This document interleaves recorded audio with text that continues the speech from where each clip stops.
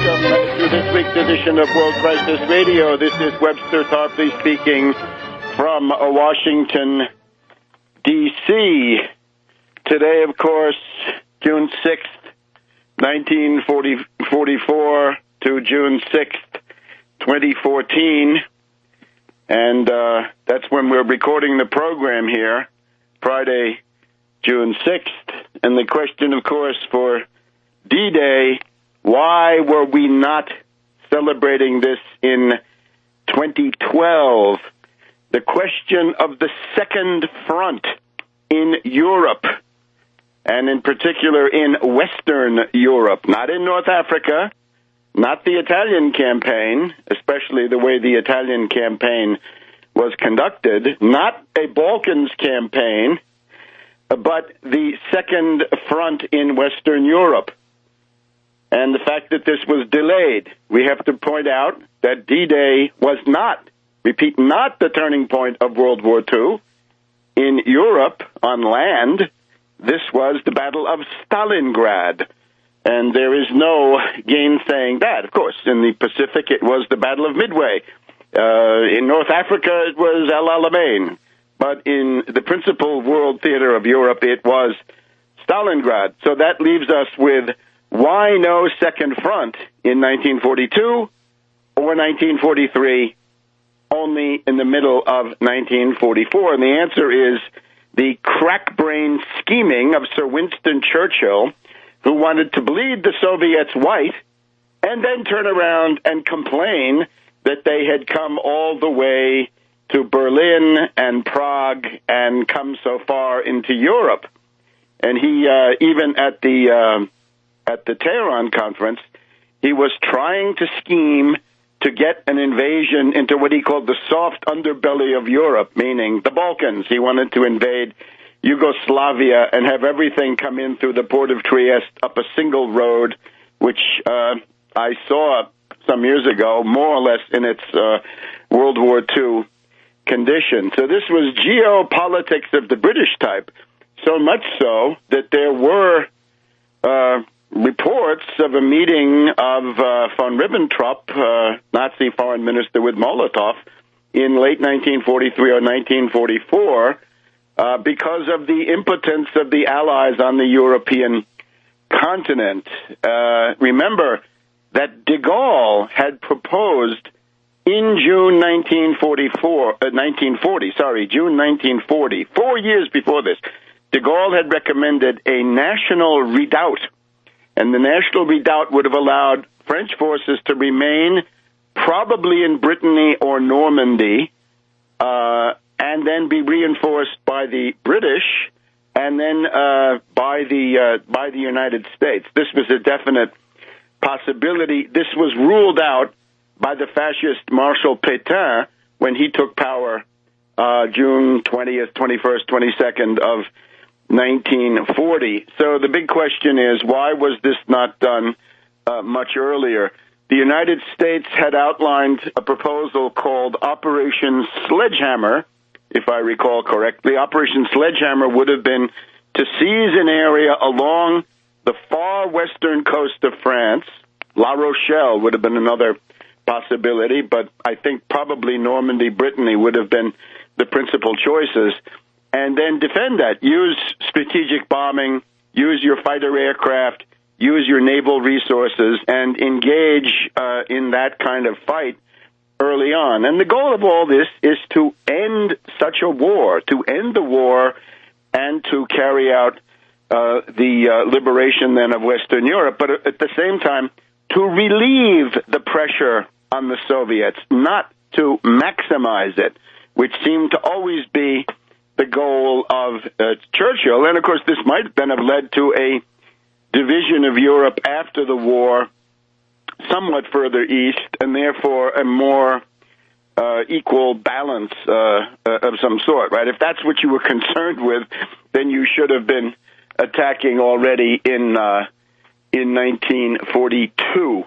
And the fact that it was then not done in 1943, we can see the entire story of this in a very interesting book. Everybody should read it. It's called As He Saw It by Elliot Roosevelt, the son of Franklin D. Roosevelt, This outlines the clashes between Roosevelt and Churchill. Their very divergent views on imperialism, the future of the British Empire, future of India, and so forth.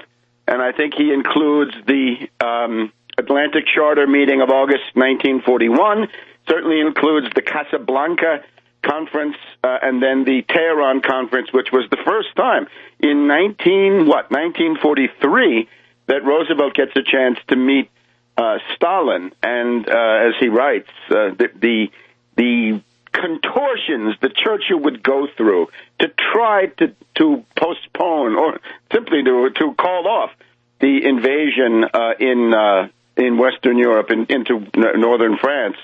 This was, of course, quite obvious to all. So this unreconstructed imperialist, and that, I think, is the prelude to what happens today. Now, even though Nazism and fascism were defeated in 1945, several hundred miles to the east, they're still alive and well, and the Nazis and the fascists are attacking the city of Slavyansk. The Kiev fascist clique, once again, lashing out. Poroshenko's inauguration is tomorrow, and there's apparently an attempt. They want to give him the gift of the city of Slavyansk. Well, Slavyansk has become the Guernica of our time, except that all of the left liberal poobahs, or most of them, are completely indifferent to this. The Ukrainian forces, the fascist-led forces, have absorbed a rather humiliating defeat earlier in the week, but now they've got some tanks and they're attacking. And this is, frankly, anybody's guess. We've just also seen the diplomacy around this, right? This childish, hysterical fit by Kerry and Obama that they think they can isolate Putin. Putin, of course, has just concluded the $400 billion deal with the world's most populous nation, China. You won't die of solitude and loneliness if you're allied with China. And that's $400 billion plus the $70 billion in upfront investment. And we've also just seen Putin meeting with President Nazarbayev of Kazakhstan, one of the smartest, most intelligent leaders in the world, been around for about 25 years, knows what he's doing. And Lukashenko of Belarus, of White Russia, they have now founded the customs union, and I think as time goes on, that may be more attractive than many would assume at this point, especially when you start reading what the IMF killer austerity will look like, the genocidal austerity program. And remember, when you look at those conditions, right, the idea that you're going to loot the social insurance of Ukraine, you're going to loot the Black Earth region, you're going to loot the pipeline system, you're going to loot the coal and steel of the Krivoy Rog, Donetsk, Donbass. That is primitive accumulation. And that is what Monsieur Piketty does not seem to understand, that capital, the accumulation of capital, routinely outdistances the productive base. One of the reasons why finance capital deregulated is an impossible way to organize world production and society is simply that they don't understand the difference between productivity, production, and pure speculation. And when you see the speculative property titles, and the derivatives are, of all of them, the absolute worst, when you have 2 quadrillion minimum of bankrupt derivatives compared to a very low level of world production, the overhang is called fictitious capital. And the fictitious capital, those claims have got to be paid out of primitive accumulation. That is, looting, killing people, right? Sacking, and so forth. And we'll be back with more on that here on World Crisis Radio in just a minute. Welcome back to World Crisis Radio. We're coming from a quite successful appearance at the Left Forum in New York City. And the Left Forum was held at the John Jay College this year. And the event that I attended, along with Joe Calhoun of Colorado and Tom Kiley of Brooklyn, who does the INN World Report. Very well attended. Standing room only. The room was absolutely packed, 60 people plus. That seemed to compare favorably with most of these events. Of course, you can't compete with the foundation-funded poobahs like Amy Goodman. But other than that, a very respectable, formidable turnout. So the talk that I gave will be it'll be available, we hope, quite soon in a facsimile version. We had some technical problems with our recording equipment, and I'm wondering if you happen to attend that, right? I saw some people there who were filming the whole thing with cell phones, and I saw another guy had a rather exotic and modern recording device there.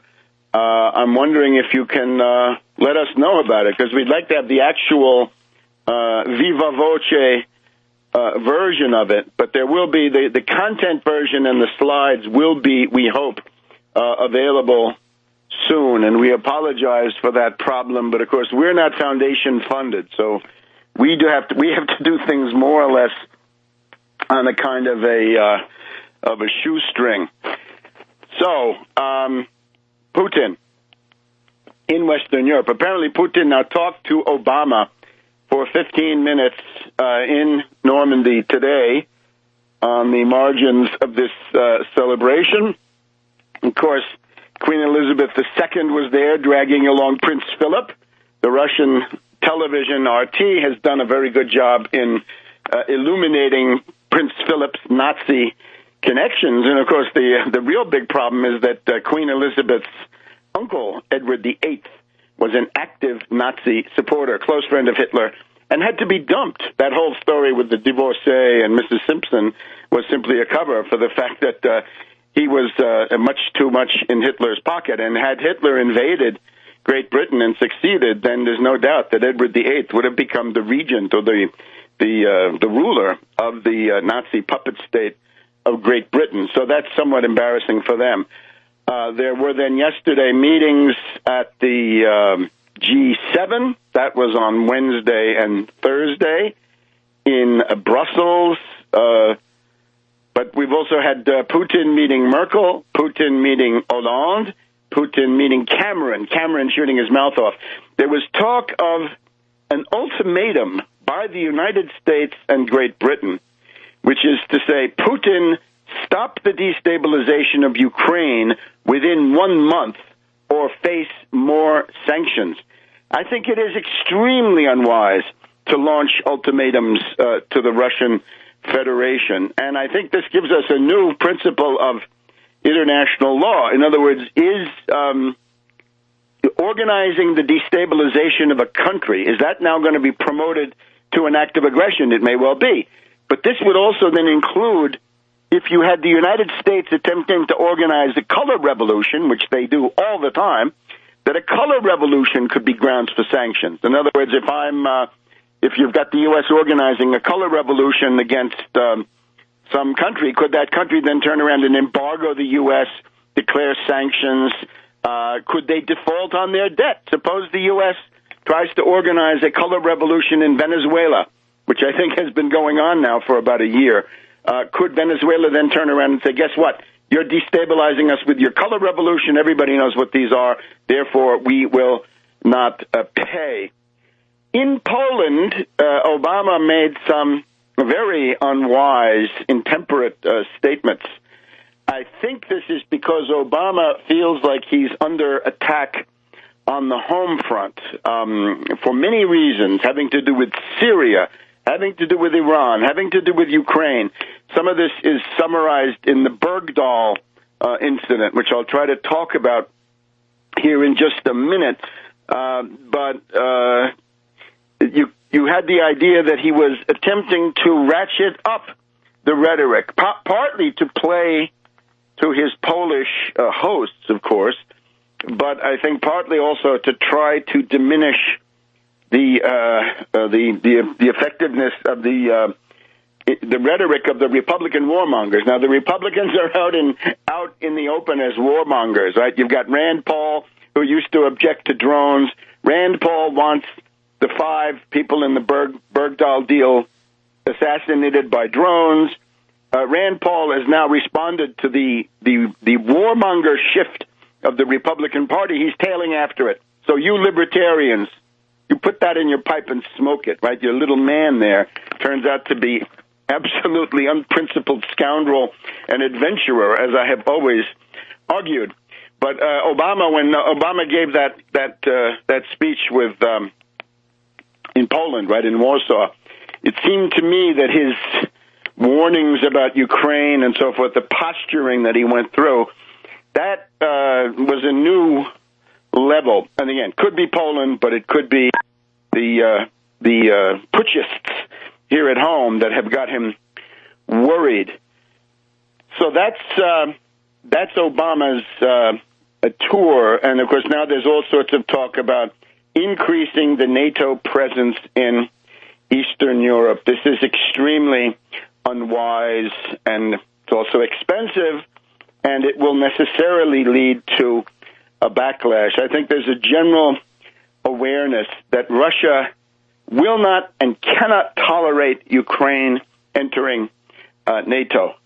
Poroshenko seems to have interpreted his election victory, if that's what it was, with other candidates beaten, terrorized, forced to drop out, with the threat of the opposition Communist Party to be banned.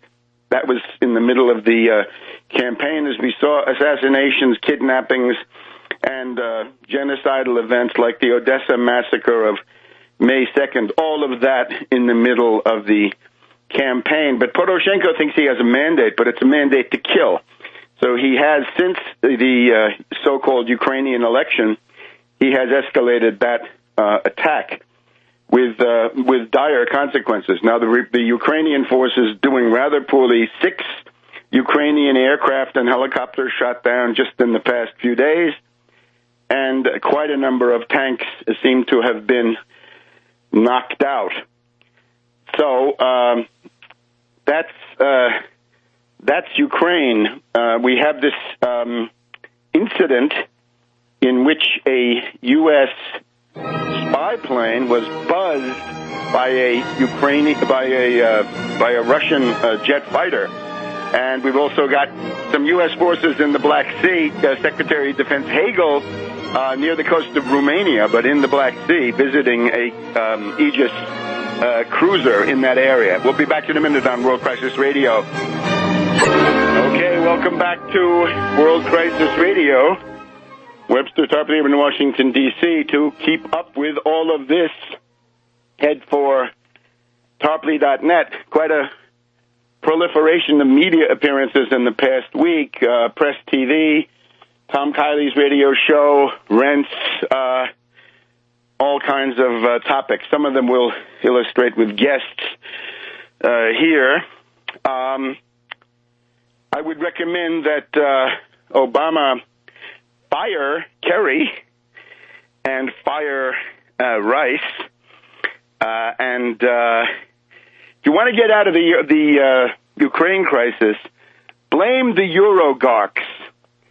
No, they have no constituency, right? Blame these shadowy individuals, Van Rompuy, the broken man, Rompuy, and get rid of Barroso and Olli Rehn and that awful dumb cow, Baroness, what's her name, right? The European Ashton, right? The European foreign policy lady.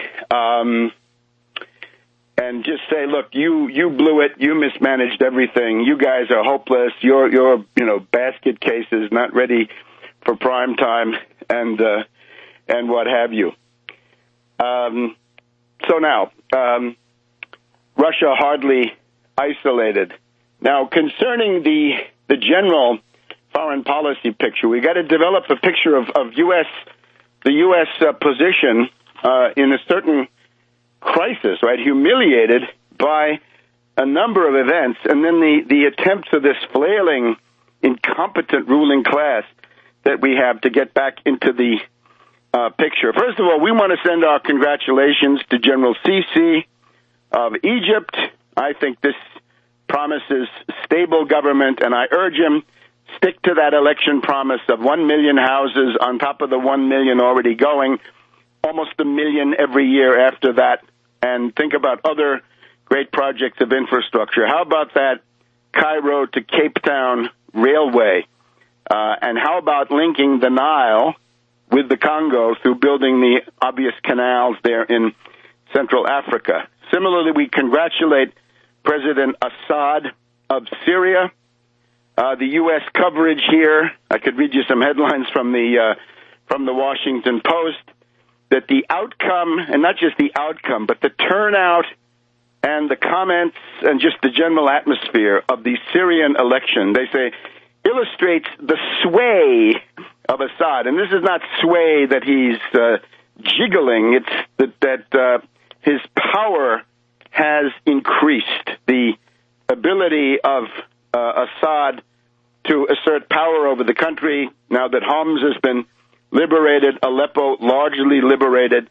The perspective is that the terrorist bandits, right, the terrorist rebels, will be driven out, and the blessings of orderly government and normal middle-class civilization can once again return to Syria. And, of course, the U.S. imperialist party doesn't like this. Let's focus for a second on the death squad expert, and that is Ambassador Ford.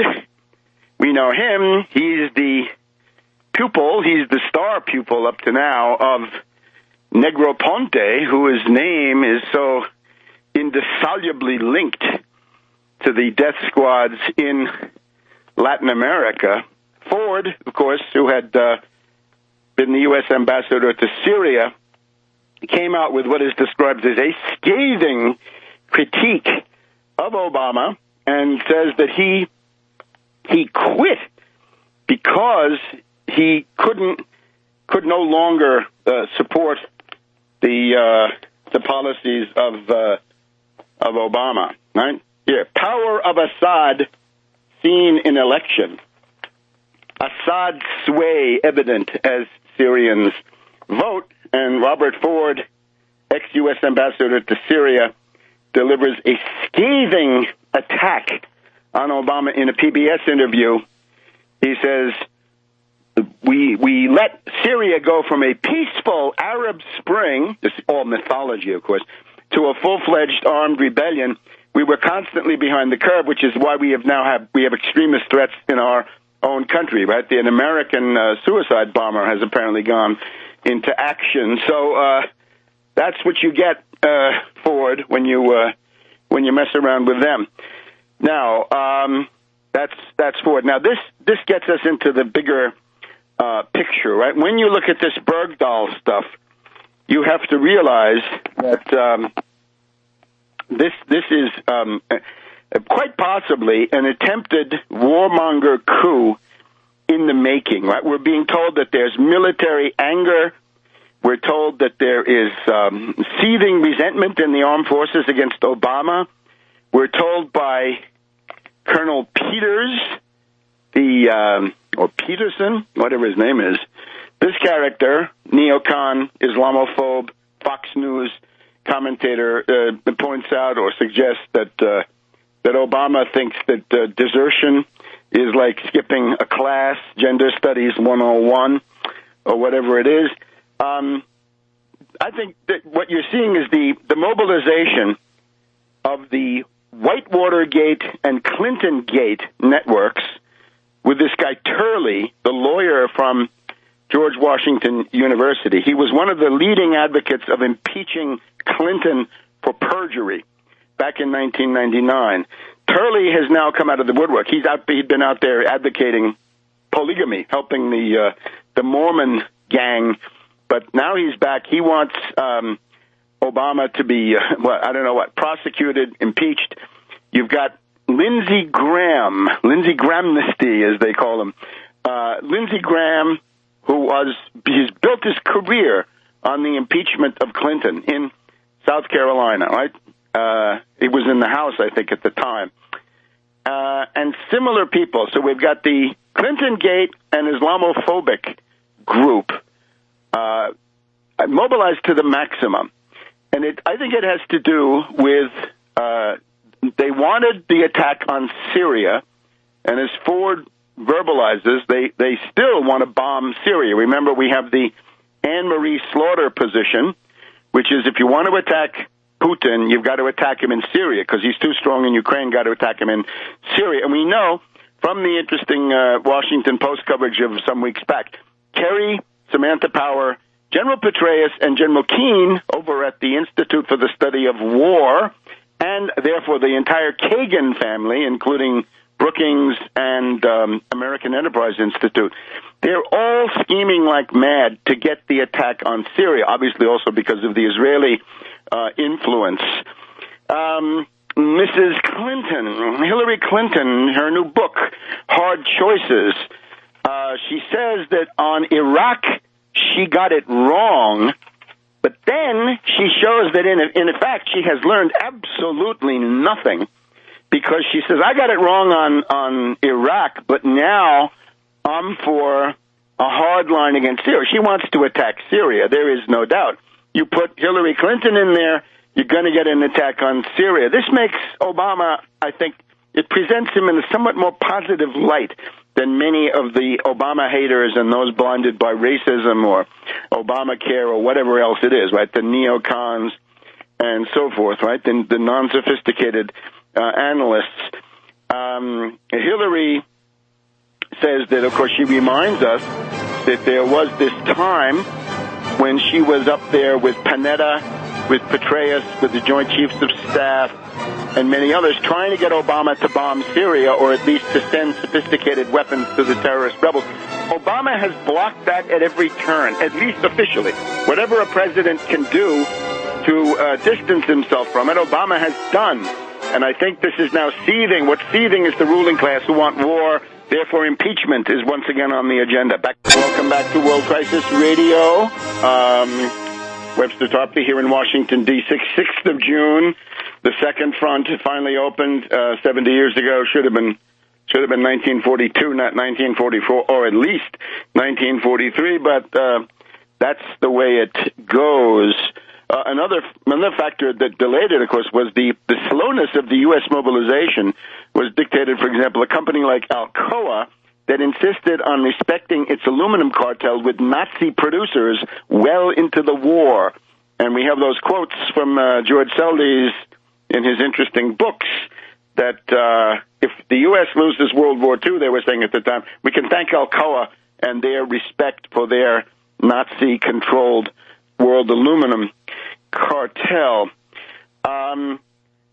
Therefore, in France, to take one example, when de Gaulle was doing the necessary thing, ending the Algerian War, the French had been defeated in Indochina. Then in Algeria, they had to get out. There were huge vested interests. And we had a group of disgruntled military officers, the OAS, Organisation Armée Secrète. These were Vichy. These were neo-Nazis, neo-fascists. They were racist and so forth.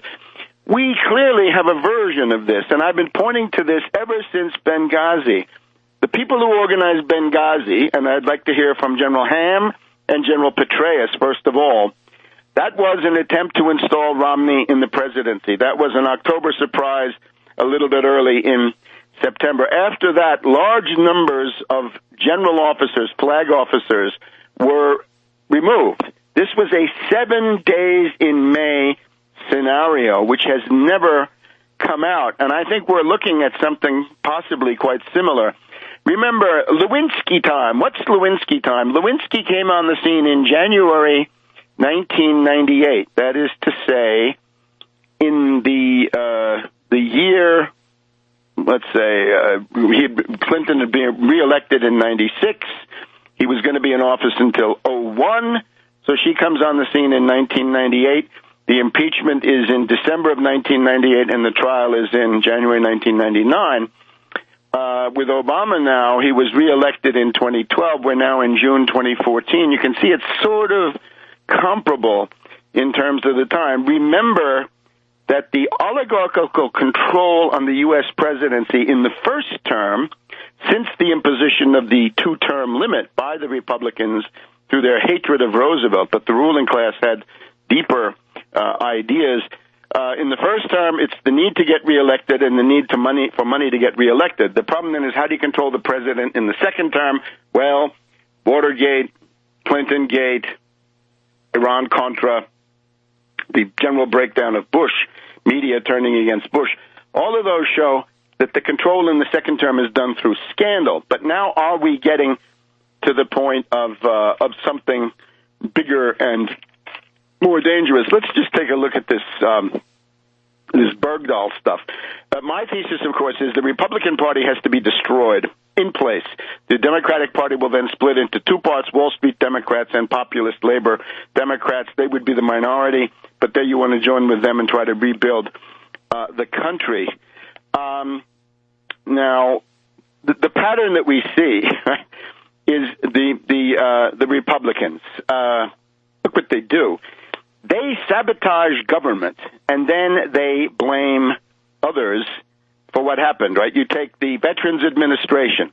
Republican Congress won't vote enough money to hire new doctors, nurses, build new hospitals as their wars come to an end, and now they posture themselves, right? Shinseki is out and all the rest of this stuff. United States Postal Service. The Republicans refuse to relent on this Hastert time bomb, that 7 years have to be paid in terms of future pensions every 1 year, bankrupt it, privatize it, and so forth. Obamacare, they were clearly rooting for this to fail. I'm sure if we had a moonshot or something big going on with NASA, the Republicans would do everything they can to sabotage it. This is an oligarchical party of anti-national saboteurs. They are subversives. They are security risks. Now, what do you think happens if you tell them, oh, I'm giving you 30 days warning that there's going to be an attempt to free this guy Bergdahl? My bet is they would leak it. They would call in the Taliban and Al-Qaeda and God knows who and say, listen, make sure that guy never sees the light of day. The trooper would have been killed. It's not wise to tell these fascists, these subversives, these Republicans what you're going to do. You'd be crazy to tell them in advance, and now they complain. They would have leaked it to get Bergdahl liquidated, anything to attack Obama. And again, this is not just party politics in the sense of partisan competition for jobs. Remember, the Afghan war is ending. This is a defeat for the United States, clearly. The Bush neocons did it. Iraq is already over. That was a defeat. So you got two defeats in a row. Looks a little bit like Indochina, Algeria, compared to Iraq, Afghanistan. And these Republican subversives, hypocrites, what have you, they're all complaining. And look at what scoundrels they are. There was a secret briefing, and Saxby Chambliss came out, right? Who's Saxby Chambliss? You may remember how he got his job, for Max Cleland was the senator. He had left two legs and one arm on the battlefield in Vietnam. But this scoundrel, Saxby Chambliss, comes along and says, you're not patriotic because you don't support the Iraq war. Feinstein, Madame Oligarch on the Democratic side, right, doesn't care if you get your phone tapped, but if you tap her phone, that's a constitutional crisis. McCain, of course, the universal warmonger. Lindsey Graham talking about impeachment. We've already gone through him. His whole career built on Clinton Gate. Remember, the Constitution is categorical. The president is the commander-in-chief. So that's the end of that. It doesn't matter what some statute says. We have Mukasey, or Mukasey, as I call him. Mukasey says, even though he's attacking Obama, he says Obama's undoubtedly right, or probably right, that you can't impose this 30-day thing on the commander-in-chief. Even Krauthammer, I think Krauthammer tries to soften some of the GOP attacks because he sees the potential of a backlash against the Republican scoundrels on this issue. Krauthammer is essentially saying, my God, the American people are shocked by the gravity and the horror of all this.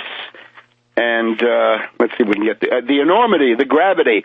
The American people are stunned and troubled, wondering what kind of man have we chosen to lead us. Now, let's look at some of the things going on. We mentioned Ford. We mentioned Turley.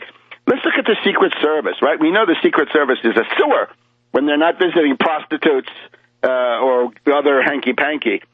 What is with this film of Obama exercising in Poland?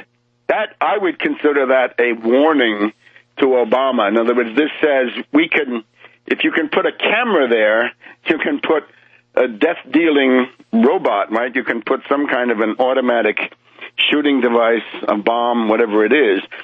The Secret Service, maybe they were visiting the prostitutki of Warsaw that night, but I think this is planned. The Secret Service has got to be broken up after Cancun, after these other events, and it will not do to install a woman and say that's the answer. It's going to have to take a wrecking crew to go in there. So I would say when you look at this entire picture, this is extremely troubling. And remember, the issue is on Syria, Obama, as far as Obama is concerned, has not done any of the things they demand. Concerning Iran, we have that essay from Petraeus where Petraeus says, don't have a deal with Iran. This is going on in the background. In the background, the U.S. has also upped the conditions, right? This is now the P5+1. They now say Iran has 19,000 centrifuges, got to get rid of most of them. Iran will never accept. I think that's the reason Ayatollah Khamenei came out this week with that defiant speech, you will not break us. So I think that's going on. Back in a minute on World Crisis Radio. Welcome back to World Crisis Radio. Just wrapping up a couple of loose ends from the previous segments. You notice on this Bergdahl thing, there's obviously a swift boating machine that was ready to go. Those guys were fired up, ready to go. Who pays them? Who paid for that apparatus there? Concerning the Republicans, we know they are a demographically doomed party.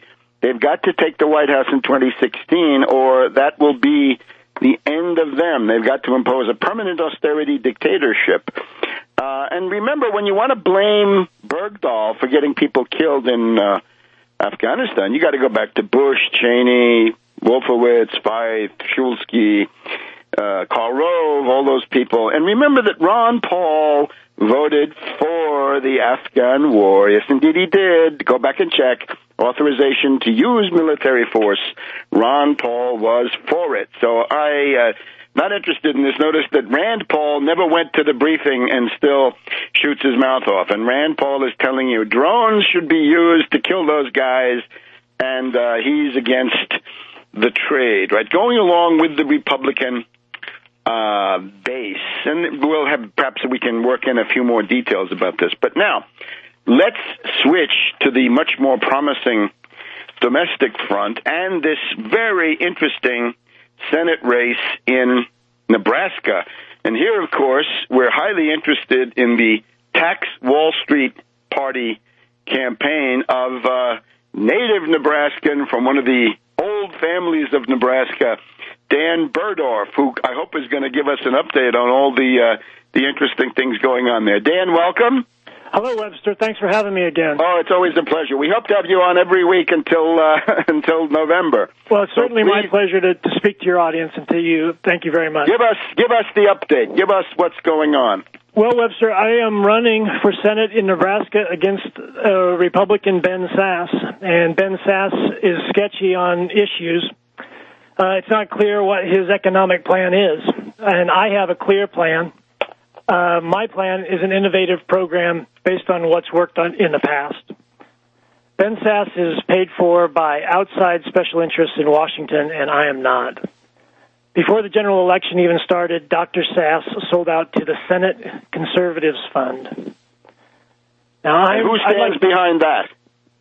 The Senate Conservatives Fund? Would you repeat that, please? Who stands behind the Senate Conservatives Fund? Right. The Senate Conservatives Fund is made up of these extremely reactionary Republicans And you can find them at SenateConservativeFund.com, I believe. You can find out all about them. I'd like to compare Dr. Sass's issues with my own program, because Dr. Sass doesn't have a program. He is running on his image and issues focus tested by Washington think tanks to serve Wall Street.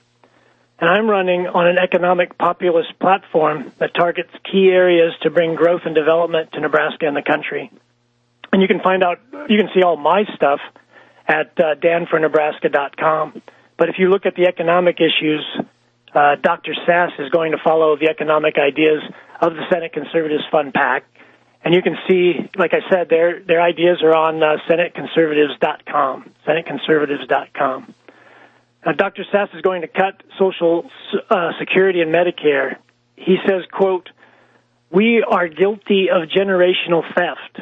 Right? He says the old are stealing from the young, and he's creating an antagonism between these two groups of voters, between the young and the old, and he sees a future of generational debt. I want to preserve and protect workers and protect elderly and protect veterans and children and the sick with a strong social safety net. And Dr. Sass, he wants to eliminate or reduce food stamps if he's consistent with his biggest donors. And I will protect American workers from malnutrition. And Dr. Sass, his masters in Washington want to abolish the minimum wage. But I will protect, I will protect wages while my plan brings high-paying jobs back to America. Dr. Sass's supporters, they want to roll back regulations. And while some of these regulations are going too far in some areas, like the well-known issue of dust control on family farms, I want to protect citizens, consumers, and the economy.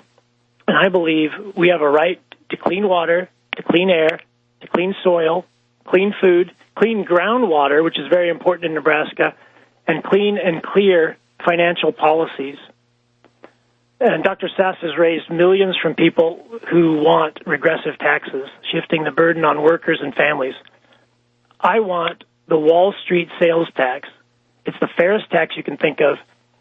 It isn't a wealth tax or anything like this. It's a targeted tax on financial speculators that pushes investment back into productive industries. Now, Ben Sass is the candidate for looters. I'm the candidate for producers.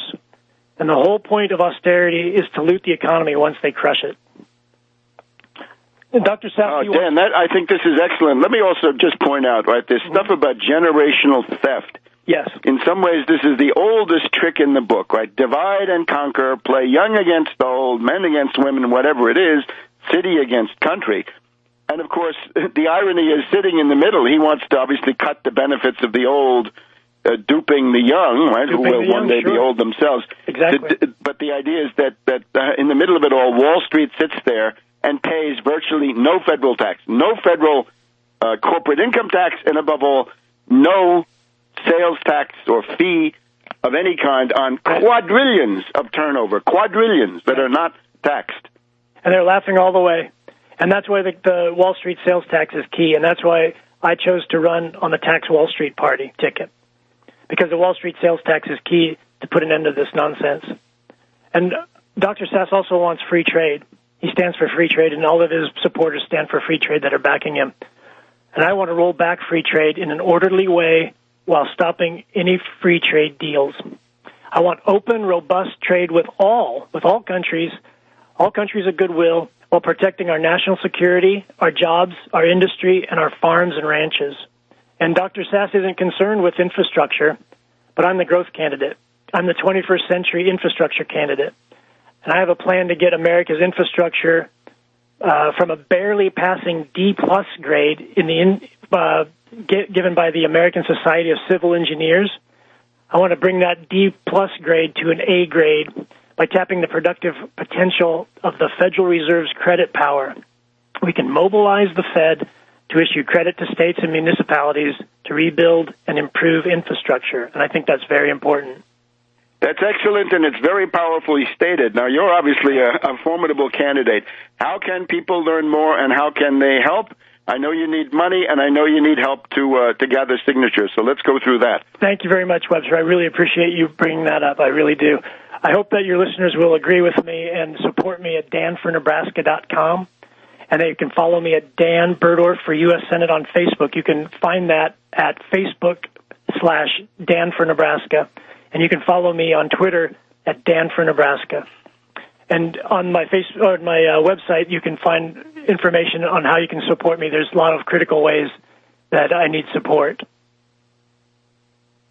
And the contributions. Let's go through that because the Army travels on its stomach, as always. Uh-huh. Well, I want to contrast who gives Dr. Sass money and who gives me money. Dr. Sass is looking for a chance to vote for the warmongers and neoconservatives that give him money. And he's eager, and I'm quoting from his website, he's eager to, quote, decimate our enemies. He's already making threats against Iran and Syria, and he wants to expand the anti-Russian missile defense into Ukraine.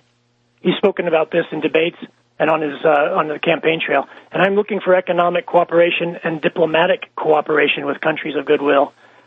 My plan is that I would look favorably on countries that have helped us in the past to join in negotiations for peace with Israel, for peace in the Middle East, and for an end to the war on terror. And we can create strategic partnerships with influential countries. We'll get you back in just a second to wrap up, but I would also think that Nebraska, not so much of an interventionist place, right? The idea of decimation, I think people in Nebraska realize decimation is maybe not a one-way street, it may be a two-way street, and you don't want to go down that street. Back in a minute on World Crisis Radio. Welcome back to World Crisis Radio. This is Webster Tarpley speaking from Washington again this week, and we're on the line with Dan Buhrdorf, candidate for United States Senate from Nebraska on the Tax Wall Street Party ticket. And what I'd ask you to do now, Dan, is we should use a few more minutes. Let's talk about where your campaign stands right now. What are the deadlines? And if people who may want to volunteer and come and help you gather signatures or volunteer in other ways, because I think in this audience we may find more than a few who are excited by this and by this perspective. That would be one thing. And the other one I want to ask you again is this question about Sass talking about himself even 20 years ago as the anointed 45th president of the United States. And what can that mean? And have we learned anything more about that? What people can do, I'd really ask people to go to my website, learn more about me there. If you agree with me, support me at danfornebraska.com. And again, you can follow me at Dan Buhrdorf for U.S. Senate on Facebook, and you can find that at Facebook/Dan for Nebraska. And you can also follow me on Twitter. And you can find contact information on those different avenues. Okay. And what I'm looking for right now is also support, like you suggested. We could use some experienced petitioners to help us in Nebraska. We're in an uphill fight. We're David versus Goliath with these two major parties we're challenging. And I've only been speaking about Dr. Sass because he seems to be the biggest danger. And what we could use is some people to help us with our petition effort. We've got to reach several thousand signatures by August 1st. We have to have that turned in to the Secretary of State's office. This is our major goal now so that we can continue to fight, and we can fight all the way into November and through November, through this election period. So that's a big challenge for us, and I would definitely welcome any help from experienced petitioners who can help us. That's most welcome. And now, how about the 45th president? Because that seems to indicate something. He doesn't care too much about Nebraska, but he's got some greater plan or plot in mind. Well, I agree. I like Ben Sass. I'm a fifth-generation Nebraskan, and I challenge his loyalty to this state, and I challenge his loyalty to America. And I wonder if he's going to the Senate to support Wall Street or to America. I really welcome donations or any kind of help that people can give their energy or any way they can help me. I'm just curious to get a little bit more of the flavor of the campaign. What is he campaigning on? Because what I've seen is he seems to try to outdo himself to say, I hate Obamacare, I loathe Obamacare, I detest Obamacare, I'm beside myself because of Obamacare. Is there any positive thing that he has going, or is it just pure demagogy wall to wall? Well, I think it's demagogy wall to wall. He's trying to grab hold of those wedge issues that people care about. He's against different types of. He's against abortion. That's one of the things he wants to campaign against. He's gun rights candidate, and there might be lots of arguments on both sides of those issues, but mostly he's using those wedge issues to try to push his image of this outsider image that he really doesn't have. In other words, that he's not really the interface of the CIA, the FBI, the Department of Justice, and maybe Health and Human Services, but he's just a good old farm boy. That's right. It's really hard to campaign in Nebraska on being the intersection of the CIA, the FBI, and the Department of Justice. People might be curious about that, but they probably won't vote for you for that. But if you contrast with me, I want a peace race. Okay, contrast his warmongering ideas, his idea, again, and I quote from his website, he uses the word decimate. He wants to decimate any enemies that oppose us. But I want development around the world, and I want to renew America's soft power by using good stewardship with our wealth here at home, and that means first developing our wealth and industry and bringing back good jobs to the U.S. And we can do that while still maintaining our national security. Because national security has a big economic security component that can't be forgotten. All right. And now just a word or two about the Democrat in the couple of minutes we have. Domina, right? Right. Well, Domina is a lawyer out of Omaha. He's got a lot of lawyer friends in Nebraska. He has, it's been suggested to me since I've been out on the campaign that sometimes, the Democrats might agree not to run a strong campaign against a certain candidate in return for the same compromise in another election. And I think if Domina wants to be considered serious, he's got to take the fight against this threat of SAS. So right now I don't see a lot of fight in Domina. I think there's a potential there that he could step up, and I hope that my campaign can encourage him to step up. But right now, I don't see a lot of it. And people following the campaign are also wondering if this candidate, Domina, needs to wake up and start fighting. Well, I would say concerning SAS that there's much more there than meets the eye, and whatever people think they know about him, I don't think they do. I don't think they've factored in this 45th president, right, which would be 2016, and they haven't factored in other things that they just don't know about him under that smiling, saccharine exterior. Mm-hmm. Yes, I agree. And a lot of this stuff is coming out now, and it's very concerning, very, very difficult to digest for a Nebraskan. Dr. Ben Sass is not a grassroots Tea Party candidate. He broke all records in fundraising in Nebraska and raised over $2.5 million, and only around 30% of that money came from Nebraska, from reports I've heard when I've been out campaigning. And Dr. Sass is funded by the Club for Growth and the Senate Conservatives Fund PAC, and he's got a lot of money bundled from his former employees like the McKinsey Group and the Boston Consulting Group. And he also gets Boston Consulting Group, and then those two groups that you've just said, right? We know that Obama worked for the Boston Consulting Group at some point, I'm sorry, business. Sure. It's actually Romney. Romney worked for the Boston Consulting Group along with Netanyahu. Right. And Webster, I hear the music. I'm sorry to interrupt you, but I wonder if I could just direct people to go to danfornebraska.com one more time. I'd really appreciate support, and we need help with petitions as well if people are experienced. Perfect. Thank you, Webster. Dan I really appreciate it. I'll repeat it in the next segment. See you next week, or one of your people. Welcome back to World Crisis Radio. Now we're rolling along. I think we have another guest lined up. Am I correct? Yes.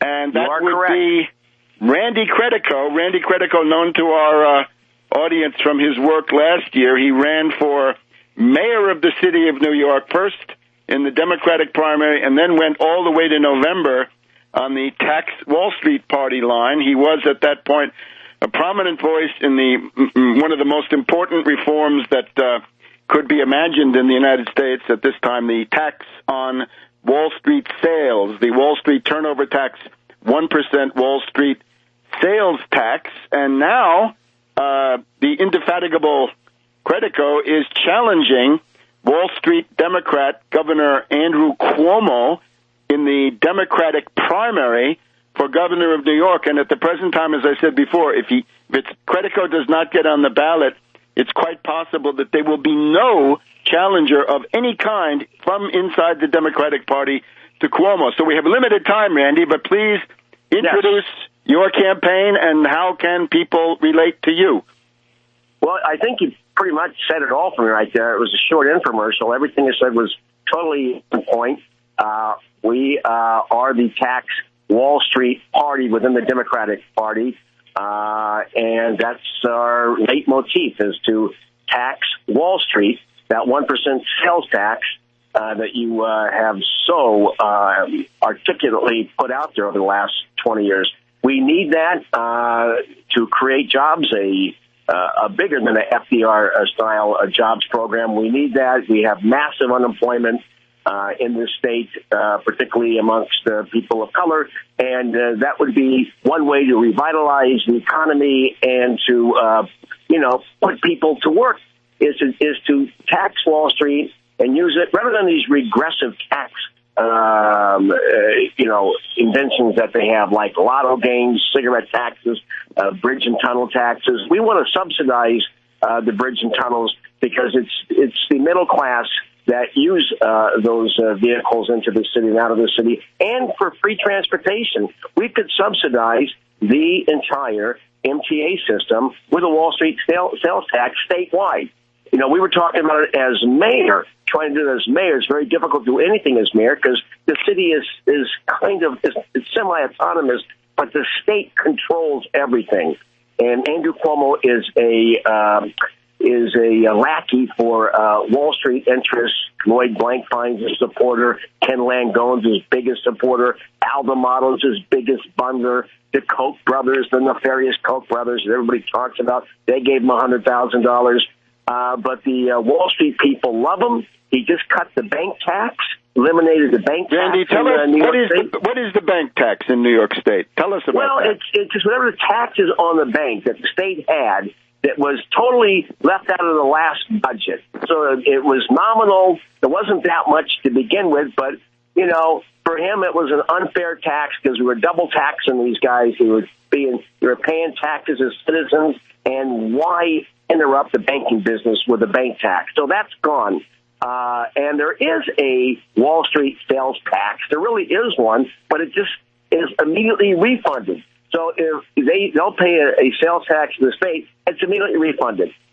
And there's all sorts of loopholes for Wall Street and these huge conglomerates in New York State, the banks. All right, Randy, now you got to tell us your website and how people can here's help. What I need. And then I have a question for you. Your audience was pivotal. Your audience was pivotal in getting me on the ballot. It couldn't have done it without all the volunteers that came out, even from Nebraska, to help out this campaign because we had short time last year to get on the Wall Street party, tax Wall Street party. So if they go to the website, which is designed by my good friend Daniela Walls, it's Credico2014.com. Credico, Credico 2014.com. Help us put into effect the vision of Webster Tarpley on the Wall Street sales tax.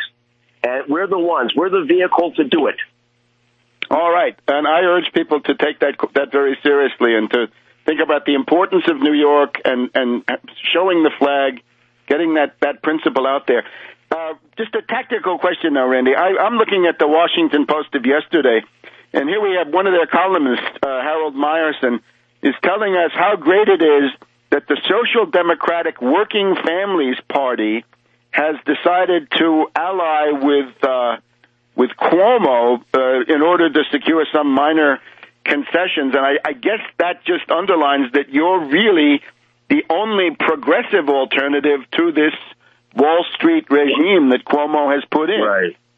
Well, the working family and party, they're neither. A couple of, very high-paid executives of that party run the whole show. And what they did was they made a deal with, this was like, I call him Chamberlain, because they make Neville Chamberlain look like a street fighter in negotiations. They totally bent over for Cuomo. They got nothing in return. It's all spurious and specious proposals that he made that he reneged on. And he said the day after, he said, look, you got to say what you got to say because you got to win. And he said what he had to say, and it's the big unions that support the Working Families Party, a few big unions, and Cuomo actually helped them out in some ways, and so they arm wrestled or wrestled to the ground the activists within the Working Families Party. It's divided into two, into supporting Cuomo, who really is anathema to their principles, at least their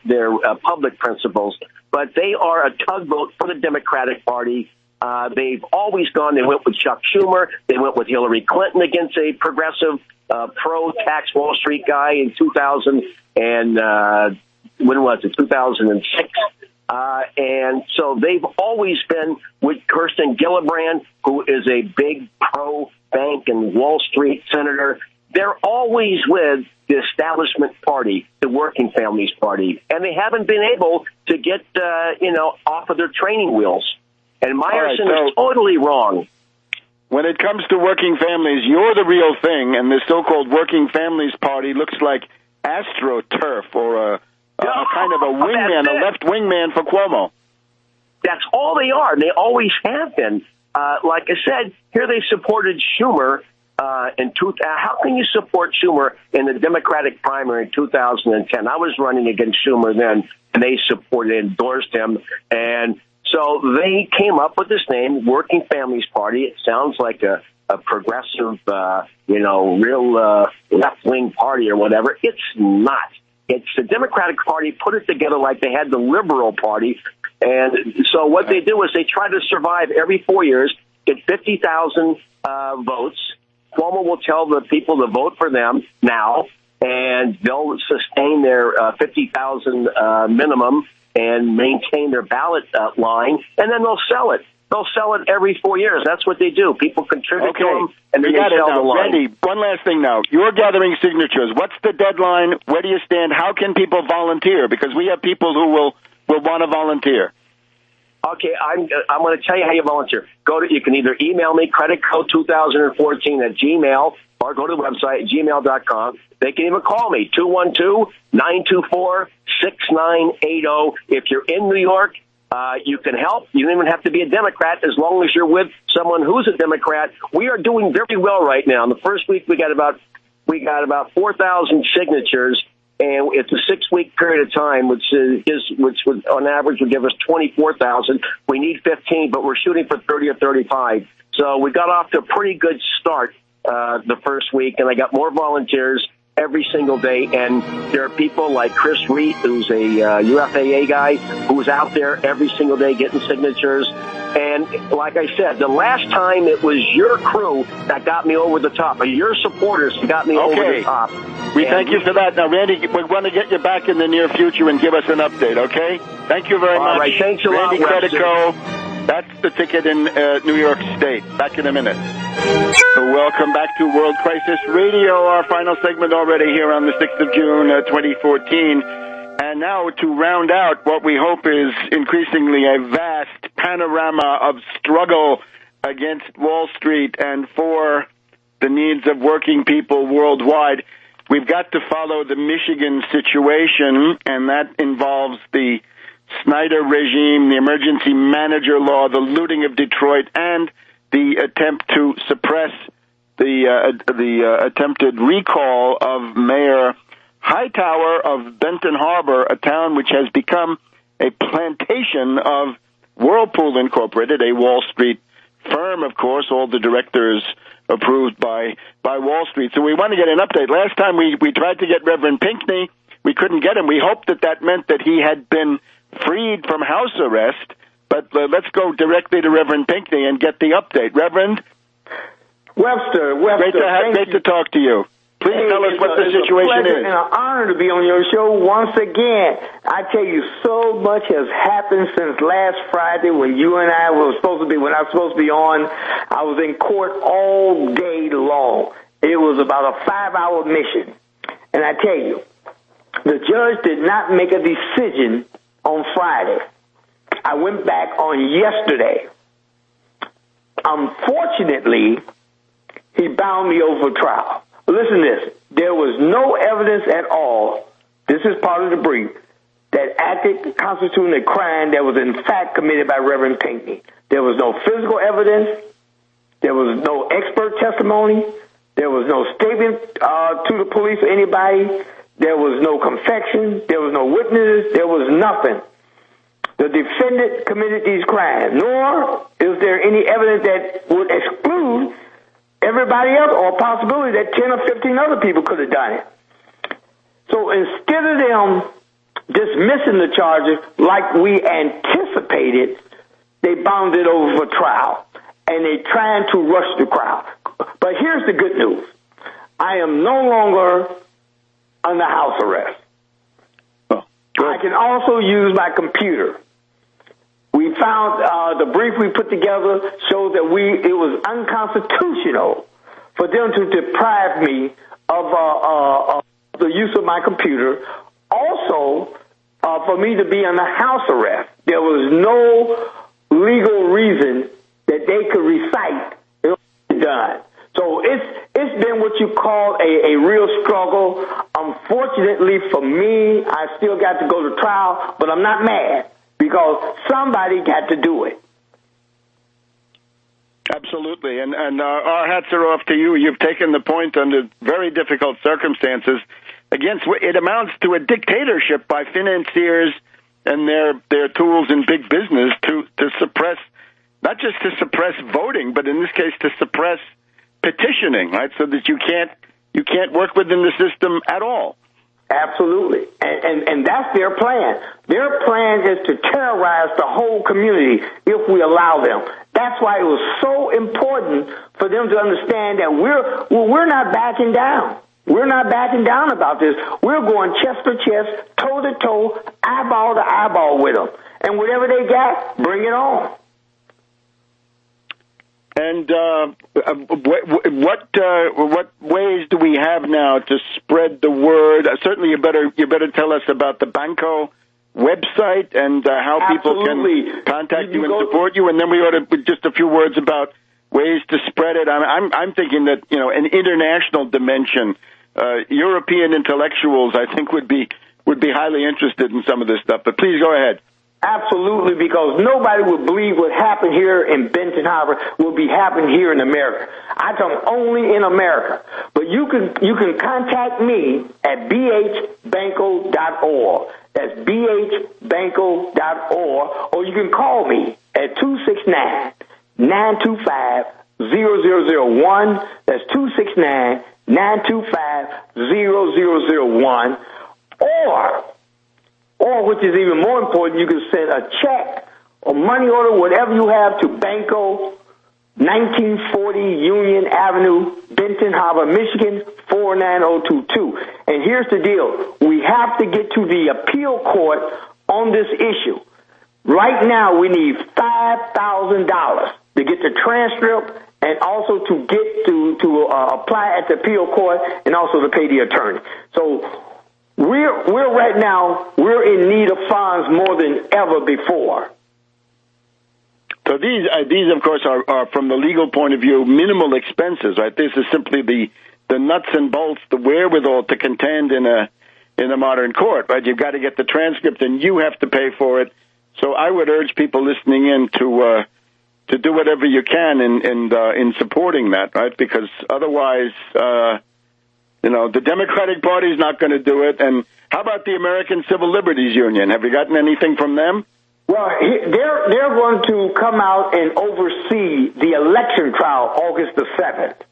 Mm-hmm. See, they're going to determine whether we're going to have a trial. Whether we're going to have an election November. I think it's November 4th, 5th, whatever it is. They're going to determine that on August the 7th when they bring in a witness to decide whether we have enough legal signatures to actually have a election. So that's what the American Civil Liberties Union is doing. They're not actually defending them; they're just watching them. That's all they're doing. But we need people to come in. We need it because it's crucial. And people, you can't do anything without resources, and that's what we lack right now. And if they want to go to my website, they can also make a donation on my website. There's the PayPal. So we're doing things, Webster. We're not standing here just doing nothing. Okay. Now the one maybe positive thing that might indicate some hope. Representative Conyers has now been put back on the ballot in Detroit, so there's at least some resistance going on, right? Some things are not going down, but your case is a much more extreme case, and people have to remember what you were doing was legally gathering signatures to have a recall election of this guy Hightower, who is simply a tool of Whirlpool Corporation, right? An austerity enforcer. Yes, and you're absolutely correct, and they're going to do everything within their power to protect this guy. And that's what they've been doing. Everything you could think of to protect him, that's what they're doing. You would never believe that government and these corporations will reach out and protect this black guy like they do. So it's obvious they need him for something. And therefore, if it does get on the ballot, I think there's every reason to believe that Hightower would lose. Am I right? Oh, absolutely. He was losing 5 votes to 1 before this incident came about. So there we have it. When faced by an election that they figured they were going to lose, these Wall Street and corporate forces essentially say, well, we're going to shut down elections. Now, that's what you had in Europe between the 2 world wars, right? People dressed in brown shirts and black shirts telling you there are no more elections. So you better do something now, dear audience, because this is where the fight is being waged. And Pinkney is, I think, showing a great deal of courage, right, out there waging this with the forces of Banco. So it's BH, right? That's for Benton Harbor, I guess, right? Benton Harbor, that is correct. Banco, BANCO, and .com? .org. .org, sorry. So it's bhbanco.org. Right on the website. And there's a PayPal feature, and I'm sure all the addresses and phone numbers are given there, too. So this has given us a little bit of time, right? How much time do we have before the trial? Did we say? July 21st, but we need to get the transcript within the next 3 weeks so we can go to the appeal court to stop the trial from happening July 21st. Right. And the transcript costs $5,000. So $5,000, little enough to stop fascism in the heartland of Michigan here in the United States. Reverend, we want to keep in touch. We'll be back probably next week. See you soon. All right. That's Reverend Edward Pinkney of Benton Harbor, Michigan. I think a great American. So this is World Crisis Radio, June 6th. And we'll see you again next week.